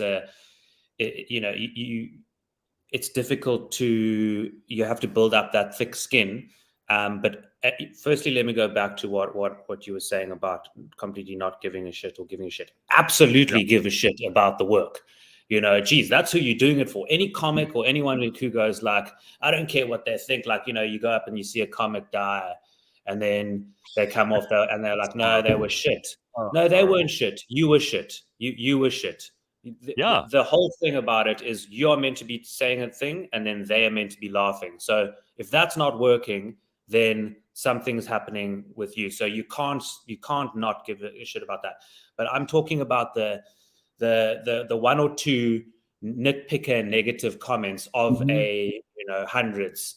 That is and it's hard, and I'm telling you, it's difficult because they stand out, and it's I almost don't want to give them that, but we see you. You focus. They like draw you in. It's amazing how, like in a relationship, like let's say you're dating someone, getting to know each other. There's a lot of attraction and excitement and interest, and then somewhere along the way, the one party loses a little more interest than the other, or isn't as excited as the other to carry it on. It's just not going to work. And I think it's the same between an audience and a comedian. Like, you both have to be really interested in each other. You've got to arrive with a good attitude as a person who's watching a comedy show. You can't arrive there and go, I am determined to have a shit time tonight. It's like Ben and I were talking about before you came on. There's people who go on holiday and some of them, nothing's ever good enough. They've just decided off the bat that they're going to have a shit time, but that nothing's going to live up to their expectations. So guess what happens? Nothing lives up to their expectations, right? Yes, exactly. That's exactly it. And you do get those people out there. And who's the worst person in any audience that you've ever had to deal with? It's been an entire audience, actually. It's been it was a captain's dinner at Parkview Golf Club, and captain's dinner is men only, and at that stage, and probably now still probably only whites only as well. So old white men who at a golf club, I've learned I learned it on that night that golfers like to be the comedian in their four ball. They want to be the guy who tells the jokes, the joke about the nun and that kind of thing. So I learned very, very quickly that was and that was like my 8th gig, and it was like my first corporate, and it was quite funny because about halfway through my set, I had guys actually just get up, and I was performing sort of, there was a glass door behind me, which was open onto a patio, and guys actually got up off their chairs and just started smoking like behind me while I was on stage, looking out onto the golf course, about this far away from where I was breathing in their secondhand smoke. There was one guy who just was doing this in the front row. So it wasn't, I just remember his like balding white, like, the sort of white on this side. I just remember that vision so clearly, that sort of white balding vision. So that was terrible. But yeah, you get to, this is my dog Kramer. Hey, Kramer. Beautiful. Didn't Kramer also got into shit like after Seinfeld for some stand-up? That was not good. That was really not. What kind of dog? What kind of dog is that, by the way? He's a black Russian Terrier, which also at the moment is probably not a very popular. Not a very popular. No, Kramer, the black Russian Terrier. It's not going well for him at the moment. No, he's gonna be cancelled. Yeah, very much so. Oh God! Listen, just some comments. Like someone here says, golfers at the club are revolting. I mean, I don't know if they're revolting, but they're a shit crowd some of the time. Cunning Stunt says, here's a comment. Glenn, you are a face and voice and energy that lights up the world. Isn't that nice? Your sheer intellect and comedic timing is phenomenal. Isn't that nice from Cunning Stunt? Cunning Stunt, I appreciate that, man. I really, really do. That's the stuff that we thrive off of, and it's so. It's just sorry. It's so grateful for that, man. It's hard. It's really hard. So to see those kinds of comments, you wiped away a tear. That's how much it means to him. Yes. I don't think the comic timing this morning at 7:40 a.m. is probably not quite there, not as razor sharp as maybe Gareth's is, but please catch me after 6 p.m. and we'll see. But yeah, thanks, man. That's really kind. Is it too soon to be making Ukraine-Russia jokes, or are those already on the menu? I don't know, man. I'm not really doing stand-up anymore. We are doing sketches over at my production company called Panther Punch. That's a shameless plug. Go and check that out. We're responsible for a lot of those sketches about cyclists and Cape Townians and a whole bunch of things. But I love the cyclist one. Oh my God. As someone who has always loathed and detested cyclists, and I've been very upfront about that, and I don't care who knows it. I mean, some of my friends and close friends, some of my business associates, some of these people live for cycling. They fucking love it. And I watch things and I'm like, yes, that's how irritating you look to the people like me who don't care about your stupid bicycle. Yes, yeah, no, just wear a shorts and a t-shirt. You really don't need the Spider-Man costume. And that one where, who's the other guy who does those with you? Because it's hilarious the way you talk at the bar in that coffee shop. Jesus. Yes, that's my business partner, Oliver Booth. It's his birthday today, so sending him lots of love. Nice. And we just started doing small sketches like that, and just stuff that we were basically angry about, which is pretty much what comedy is. That's really what.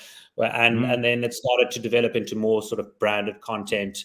That's where the kind of Tinder swindler and creepy teacher came along, and then that developed into more commercial work. And now we're sort of the comedy guys in advertising. Well, one of the comedy guys that you can, that do ad work. So we're very lucky that our commercial work is fun. It's not like difficult, like I'm not going to mention any brands because we might want to work with them. But to answer your question about Ukraine, I don't know. I'm not doing stand up anymore, so you it's don't have hard. to worry.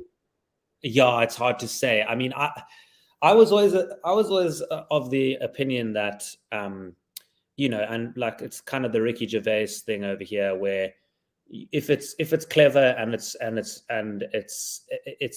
angle that nobody's thought of, and it's it's not really about making fun of people's misfortune, then yes, there's always a funny angle somewhere about something that is going to make light of a situation which is very difficult.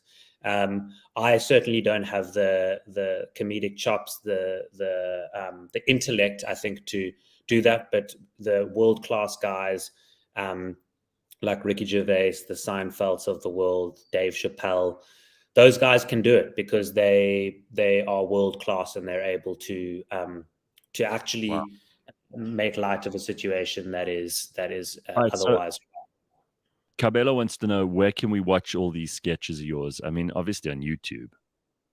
Yes, our YouTube channel. We're Panther Punch, like a panther, the animal, and punch like punchline. And they're all there. They're on our website. All our commercial work is there as well. But yeah, all the sketches are on our YouTube and or website. You can't miss it, or Instagram for that matter. Any sort of social platform except Twitter. Gareth, quickly before I go, because I've got to walk Kramer. What's your view on this Twitter thing? Have you spoken about it? We have. We even spoke about it a little this morning. What part of the Twitter thing? Just Elon taking over in general, the laying off of all the staff, the fact that that free speech has become something everyone is talking about again, or how are we going to deal with how toxic it is? I mean, what part of the Twitter conversation exactly? Because otherwise we could be here all morning.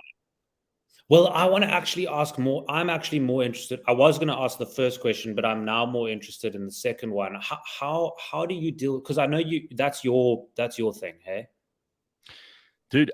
So I've been watching the story as it's unfolding, but I haven't been active on Twitter for a long time. I'm really considering very seriously going back. I saw Whoopi Goldberg announced to absolutely no applause that she's going to give Twitter a break, because I mean, who even knew that Whoopi was on there? You know, I don't know if Whoopi can use a smartphone. I mean, she's really become like this. She's become this real old lady on in front of our eyes. But that's bound to happen to all of us. Either way, she said she's going off of Twitter. I'm maybe thinking of going back in. But I haven't been active for a while. Do you mean in terms of like what's happening there? Well, I was going to ask you about what's happening with Elon Musk. But I wonder if maybe I should more ask you about the toxicity that happens there and how what's going on, what your opinion is. It's become a mirror, and a lot of people have complained about Twitter a lot more than maybe anything else. We've also got to remember that Twitter is not the real world, but what it does do is it holds up this mirror to the rest of us. And I just think it's brought out some of the most horrible characteristics in people instead of bringing out the best. And I remember when Twitter started, it was just a funny, fun place. And Stephen Fry very eloquently wrote about this about 6 years ago when he decided to give it a break for the first time. And he said it had become the sewer instead of this little pond where all the frogs would gather and chirp at each other. I don't see it as all good, and I don't see it as all bad. I think it's like people. In any given day, you're going to meet 9 amazing people who are going to make you smile and make you laugh. And if you smile back at them, you can even turn that one who isn't so amazing into a positive experience. But I think it's also become a place where people reveal just how awful they can be, and without any shame, right? Yeah, like you see these anonymous people, and they would never do half the things that they say in person. They would never say some of those things to each other if they were actually standing in front of each other. But on Twitter, they get away with it. Everything becomes political. Everything is about like criticizing each other. Certainly that's how it's felt for the last while, which is one of the reasons I went off of it. But I think there's a possibility that we can re-engineer this to be a more pleasant experience. And ultimately it's up to you. I don't have it on my phone, by the way, at all. And interesting. Yeah, I still think the potential for it to be useful outweighs the potential for it to be destructive. But if you listen to shows from 4 years ago, you can find quotes of me saying, "Shut it down, it's a piece of shit. Close it, it's horrible. It's just bad. It does nothing but set fire to people and increase racism and sexism and stereotypes and nastiness." And so I've said that stuff before, but now I think I've got a much more balanced view on the whole thing. And not just because Elon is there, because some people are like, Elon is God, he's going to fix Twitter. Yeah. I don't think any human being could control the public square. In fact, if you try to control the public square, it's no longer the public square. Now it's someone's square, right? So is he trying to take that away? Is he trying to write those? No, I think he's trying to. I hope. Who knows what Elon's thinking, because he's kind of crazy, right? I think he's trying to just make it a little bit more fun. If you just look at the way he is having the time of his life, just trolling and talking nonsense and laughing and making fun of everything, including politics, which has become so sacred that you can't be making fun of that. That's the woke people have spoilt a lot of it, but also a lot of extreme views on both sides have made it a very unpalatable place. If he can make it fun again, even if it's just for him at this stage, because he's entertaining to watch, that's good enough for me. That's good enough. What else do I want? That's fantastic. I'm glad you've opened my mind about that, and I think that's a sign of your maturity and your old age, that you're seeing things in balance and diplomatically. Definitely. No, it is. I'm not even embarrassed to admit it. the older I get, the less fired up I get about everything. Fantastic, man. Fantastic. We've seen that part and we've loved it. And it's great. And now we want to see, this wiser, kind of more diplomatic, stand by for the day where I start the show and go, you know what? I've got fucking nothing to say. Goodbye, everybody. It's going to happen. It's still a way off, I'm sure. That's a way off. George is coming on. He wants to say hello to you before you go, and you can go walk Kramer. George, you want to say hi to Glenn? I know that you've seen all of the ads as well. George is the CEO of Auto Trader. Hey, Glenn. Hey, Gareth. How's it going, man? Good. Yeah, good and you. Good. I think that that moment that you're talking about with Gareth is very far off. Very far off, but at least there's a change happening. I don't know if you can see it or hear it. Yeah, I think the change will happen. And, we're talking like Gareth's not in the room. The change will happen, but Gareth will never come on and say, I've got fuck all to say. Listen, Glenn, enjoy your walk with Kramer, and be careful of meth addicts on the way and homeless people who try and steal and eat Kramer, all right? Before he goes, what is so Kramer? What was that? The Seinfeld show. Remember the Seinfeld show? Wasn't Kramer the guy that slid into every room with, that was Kramer. Okay. That's who he's named after. That's who he's named after. Me as a comedian, as Seinfeld, the Seinfeld show being my favorite show. This dog represents that character, but not the actor, Michael Richard, who has another story. But you guys can continue that conversation. Racist. Just one quick thing before you go. I just have to, because I think this is an area where you and I would talk for 3 hours. But Larry David, pretty good. Pretty good. Pretty good. Yeah. Unbelievable. Wouldn't you like to meet him more than almost anyone else in Hollywood? Wouldn't you love to meet that guy? It's too good. It's too good. I just look at it and I look at him and I just think, how do you do that? How do you think? Because it's so simple. What he's doing is so simple. Everything he says is and does is just what we do. So our goal as comedians is to be as relatable as possible, but it's so much harder than you think. And Larry David, Curb Your Enthusiasm is the show Gareth is talking about. All right, go walk your fucking dog. Bye-bye. Cheers, guys. Cheerio. Get in touch with Panther Punch if you want us to make some cool shit for you. Yes, good. You give it one last point. There we go. Nice. Glenn Biderman-Pam, everybody. What a great guy. Always good to have him on. So, Borge, it's you and me. What do we got to talk about this morning? I love it when you come on. It means that we are about to start our weekend. Woohoo! Exactly. Well, let me start off with a depressing story and end off with a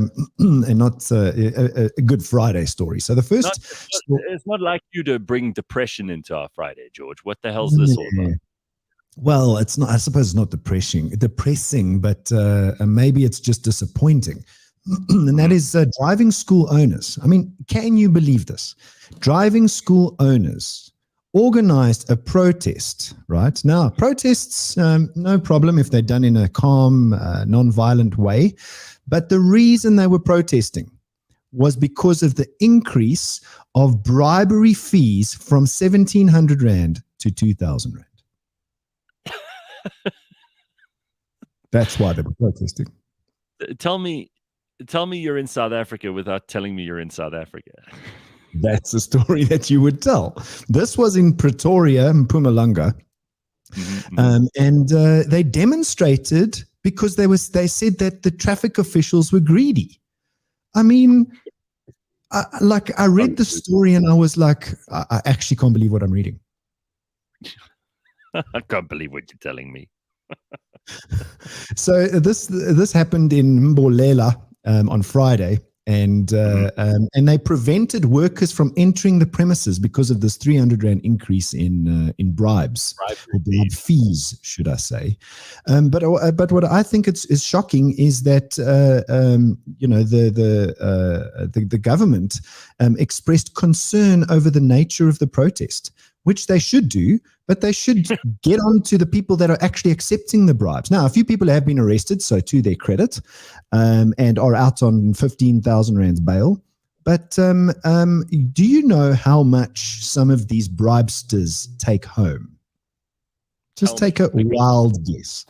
I'm still dealing with the fact that there is a set fee for bribery. I thought bribery was like whatever you've got in your wallet at the time. You know? Yeah, exactly. Give me a number. So some of these bribesters take home up to 12,000 rand a day for licenses. You do the math. So in other words, I mean, bail is not going to be a problem. No, not at 15 grand. No, that's a lot of money. Shit. 12 grand. But will 12 grand absolutely guarantee you can get a fake license? I mean, I don't know. Just based on the story, I'm guessing that they push it through the system because part of the story was they were asked why driving schools did not provide clients with sufficient lessons to ensure they passed the exam without paying a bribe. Okay. So the answer was a traffic officer will tell you no one in the country can pass a driving test. There'll always be a slight mistake. So you have to bribe them if you want the client to pass. Oh, yeah. Sure. Of course. So maybe the person can drive, but the corrupt official will pass them on some technicality. Fail them on some technicality. I have a legit license, so don't shoot the messenger. But I don't know, George. For some people, 12 grand is a small price to pay for not having to go through the anxiety and the trauma and the difficulty of actually having to learn the K53 or whatever it is that you meant to learn, and how to alley duck and how to parallel park. And, for some people, it's pretty terrifying stuff. Or they're just crooks and they don't want to stand in a queue or wait for 3 months. Or maybe there's some other nefarious reason that they need the license. And maybe 12 grand is an acceptable fee. I don't know. Just saying. Well, I don't know. But, moving on to greener pastures. I know you would never have a fake license, but no. Some people don't have scruples in that respect. They would take the free license, the fake one, if it's convenient, any day of the week and twice on Sundays. That is, to some people, a benefit of living in South Africa, and to some people, a tremendous problem. Absolutely, I agree. So you're almost forced to consider these bribes because the traffic official might just fail you on some technicality, even although you can drive and you shouldn't be failed. So the whole system is not lacquer. That's all I can say. Anyway, moving on to more interesting things. According to Michael, now I think this is interesting. Michael says they should take those people's licenses away that did their licenses through the corrupt officials. You see, that would be consequences. That would be actual consequences. So you're saying all of the licenses from that traffic official. I like that idea. Wow. It's a lot of people. You don't have to prove anything. You just prove that person's guilty and say, okay, all the licenses you've done in the last 5 years, sorry, those people have to redo them. Yeah, we can't trust anything you do because you're a crook here. All right, what else have you got for us? So you like chemicals, Gareth, and you know that EV batteries are incredibly expensive. Number one. Sorry, George, don't say it like that. It really sounds dodgy when you say, "Oh, you like chemicals, Gareth." Let's just explain what you mean. I am interested in and I understand inorganic chemistry to a degree, and I want to know more. I'm not into chemicals like I'm snorting like cocaine live on the show. No. So Gareth is into chemistry. I misspoke. He's into chemistry and he likes the periodic table of elements. Right. Thank you. That's better. Sorry about that, Gareth.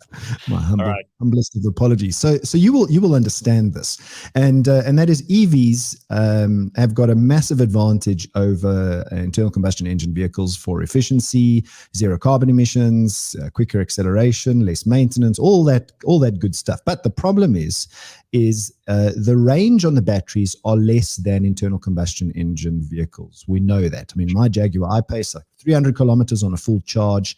You battle to get over those kinds of mileages, whereas in a gas-powered or petrol-powered vehicle, you can do 6, 7, sometimes 800 kilometers on a tank because of things like diesel. Sure. So they found a unique remedy, and that is not using lithium in the batteries, but using sodium. Now, this has been around for a long time, using sodium. The trouble with sodium is that there are these little nefarious dendrites.